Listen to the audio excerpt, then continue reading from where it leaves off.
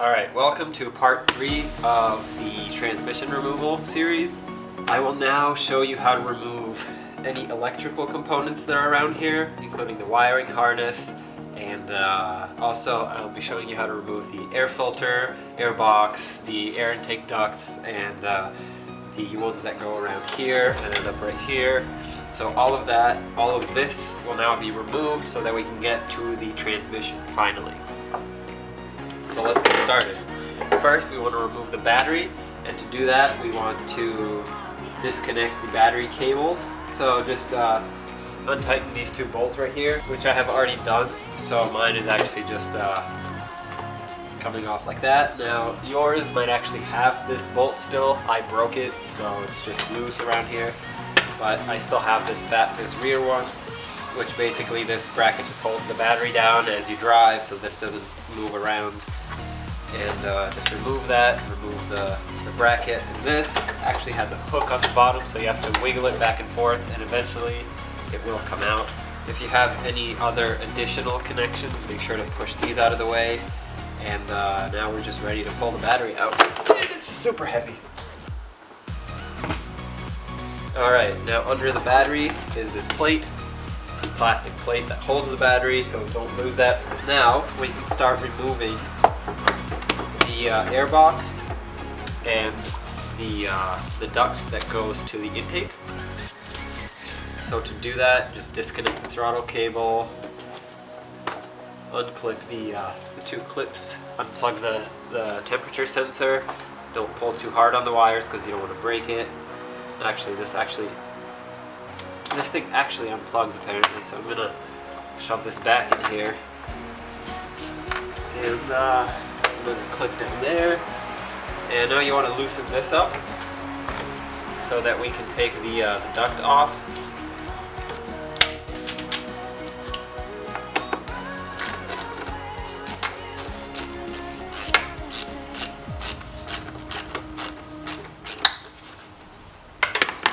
And then just wiggle it off. Actually, if you pry this up and pull at the same time, it'll come right out.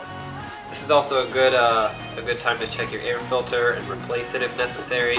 If you have, a lot of times you'll find stuff, leaves, acorns in there, anything that animals might bring in through the ducts and then make a little nest down here. In that case, just clean that up. Now we need a 12mm socket.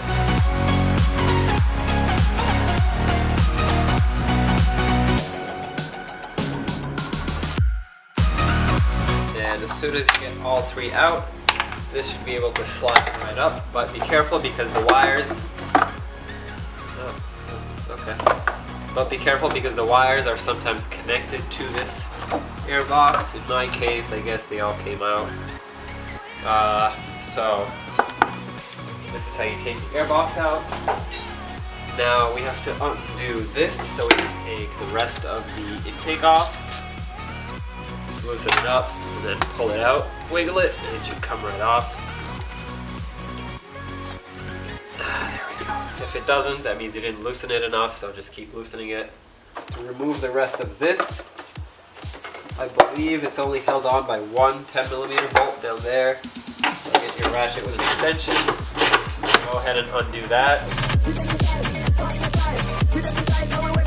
And out it comes.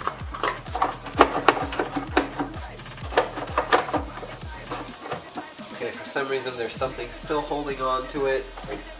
So what I'm going to do is take out these two fuse boxes and then we'll figure that out. Alright, so to remove these, simply there should be some clips holding it on. Unclip it there, unclip it here. Alright, so unclip these two. Actually for this one we didn't really need to. But for this one you will need to pry the lid off because it'll give you more room to access these. If you need to, take off the relays. These are all relays. If you need to take them out, go ahead. So just wiggle them out. Do not mess up the order when you put them back. Make sure you put them back the right direction. So if you put them aside, put them in the same exact order. Now you can get your ratchet in there, undo them. There's one.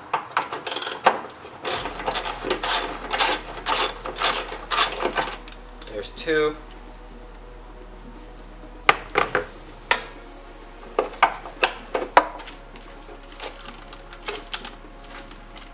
Now I suggest putting them all back so that you don't lose them.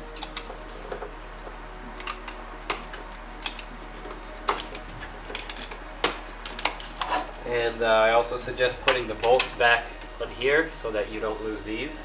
Now undo this one.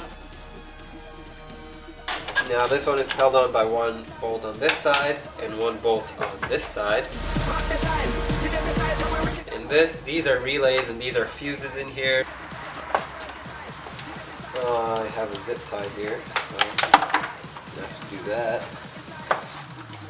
Now, this is going to be a little bit annoying because this can't actually come out.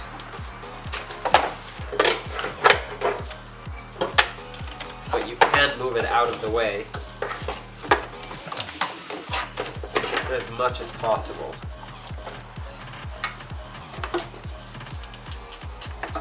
So I have to disconnect all of my additional connections here because they were in my way. Now I can pull the wires back, or at least most of them. And this can now go out of my way. This comes off. Basically you want to disconnect as much stuff as possible so that you can move it around if you need to. Now there are other connections here, ground connections, that we're going to get to in a second. Unplug other connections too. This is the speed sensor, I believe, that goes into the transmission. This is the O2 sensor that you can't see, but I'm not going to go move the camera, you'll see it. Just unplug that. So now we have to unplug the negative. I have some ground connections here. There's a ground connection right here. Just remember, when you put the ground connections back, you want to make sure you clean the surface. Because if you don't clean the surface well, you can have issues with ignition, you can have issues with a lot of things. You can have even a no start condition. So it can get pretty bad, and if you don't realize that it's because you didn't bolt on just one ground connection, and you think, oh crap, I broke my car. Well, no, it's just the terminal's not clean or something. Oh, that was really tight. I would have never gotten it with the ratchet. That was actually surprisingly tight. But off it comes. Now these bolts you can just bolt back on as usual. Just be careful when you do this because you don't want to cross thread them. The transmission is all aluminum and the metal is soft, obviously, so be careful about that. Careful about other connections, don't rip them out. Ah, there we go. Now that we got all of this out of the way, we can start undoing these connections right here. There's another ground connection that goes here. This OBD1 diagnosis thing has a clip on the back, just unhook it. I don't know what it is, but it's some sort of computer, so be careful. Just unhook this too, it has a clip, just like any other connection. Might be a little crusty and old. And they are waterproof, so it's going to be a little bit hard to pull out, but with some patience you can do it. There we go. And now that is out. Now as for the rest of the electrical connections and intake parts, air hoses, anything, just keep unplugging them all. Some of them might be stuck. Use pliers. Now as for the throttle cable, I will not be messing with any of the adjustments. All I'm going to do is just unbolt this whole bracket.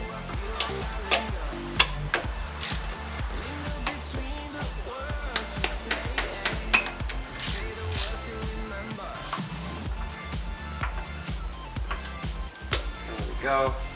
Got the throttle cable is unhooked.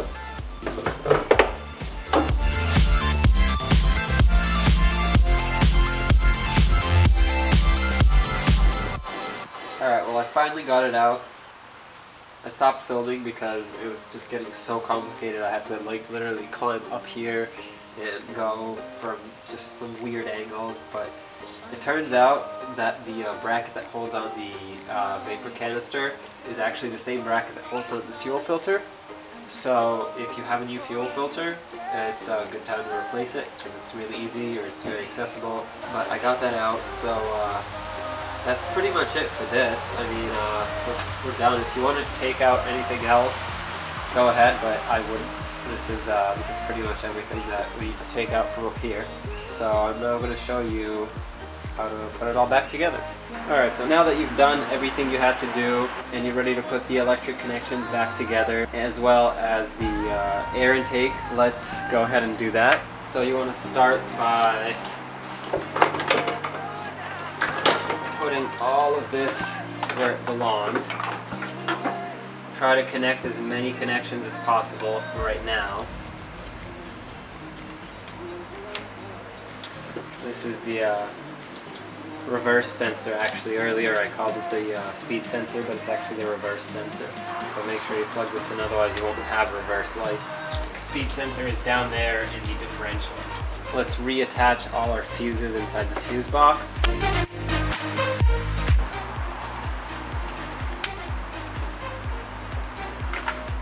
Again, you can't really mess them up because they all have pretty unique attachments.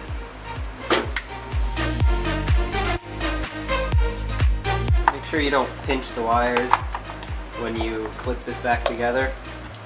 So just because I have it in my hand, throttle plate, I'll just put this on right now. This would be a good time to clean it if you want to.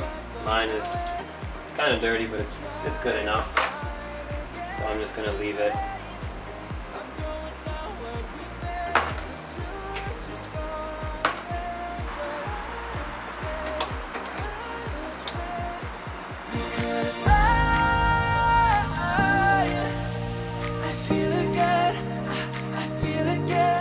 Don't forget any vacuum hoses that you disconnected, otherwise you'll have huge vacuum leaks and your car will either run rough or not run right, or you don't want vacuum leaks. Off and on again. We never quite could forget, 'cause what we got so intense.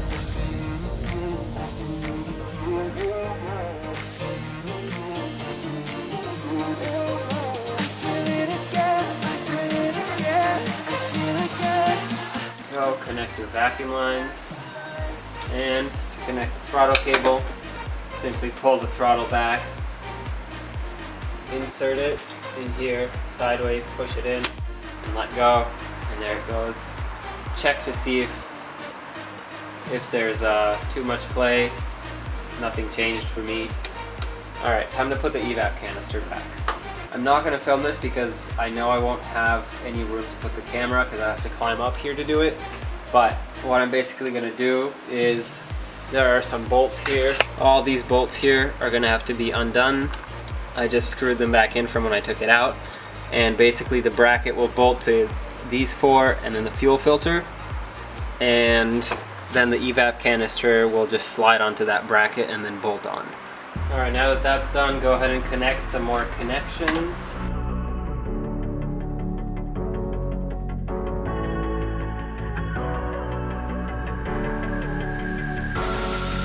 We're better off as strangers. Believe me when I say, loving me is...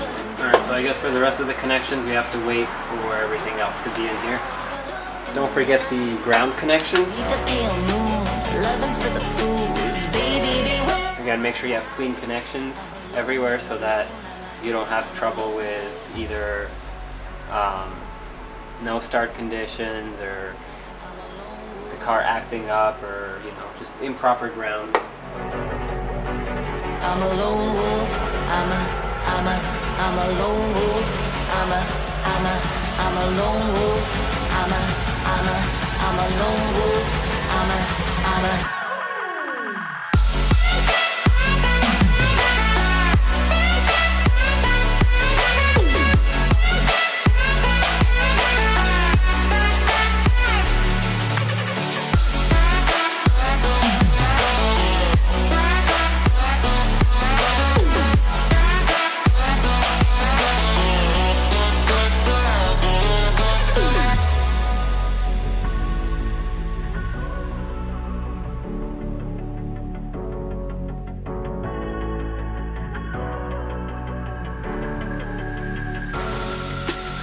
creeping through the shadows and the corners of your mind.